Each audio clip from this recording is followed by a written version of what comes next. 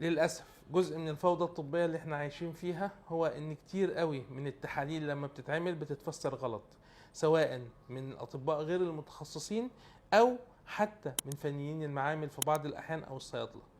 النهارده هنتكلم على تحليل بيتفسر كتير قوي غلط، هو اسمه تحليل الاميلويد او تحليل المادة الشمعية. الحقيقة ايه والعلم الصحيح بيقول ايه؟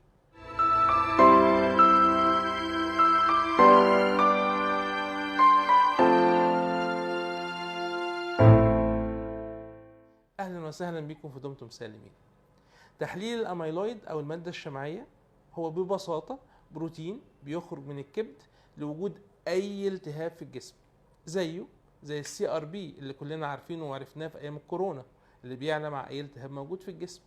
وبالتالي ما هوش خاص، وبعيد الجملة دي كويس قوي، مش خاص بحمى البحر الابيض المتوسط ولا بالتشمع.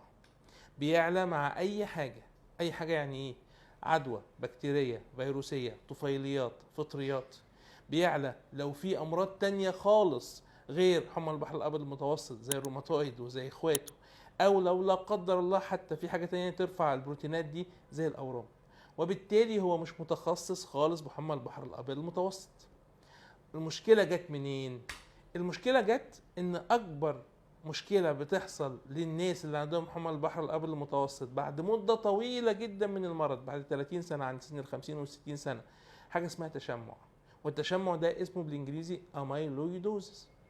وبالتالي حصل ربط ما بين البروتين ده اللي بيطلع من الكبد والتشمع اللي بيحصل في حالات نادرة جدا دلوقتي بعد ما استخدمنا بروتوكولات جديدة لعلاج حمى البحر الأبيض المتوسط، وبنقضي على النوبات في تقريبا 95% من الحالات. طب أعمل إيه لو تحليل الأميلويد طلع عالي؟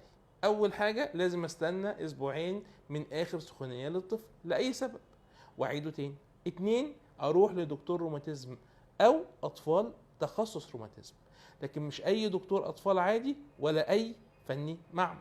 يا دكتور كده ابني ما عندوش حمى البحر الابيض المتوسط، ده الدكتور قال لي اعمل اختبار الجين. هنتكلم عن اختبار الجين في فيديو جاي، لكن الاهم دلوقتي انك لازم تروح لدكتور روماتيزم.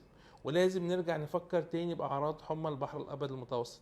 حراره 38 قعدت 3 4 ايام ملهاش اي تفسير، معاها وجع جامد جدا في البطن او وجع جامد في الصدر، غالبا بيبقى في الكبار في ناحيه واحده، في الاطفال ممكن يبقى في الناحيتين، ومعاه ممكن طفح جلدي او وجع في العظم يقعد 3 4 ايام ويخف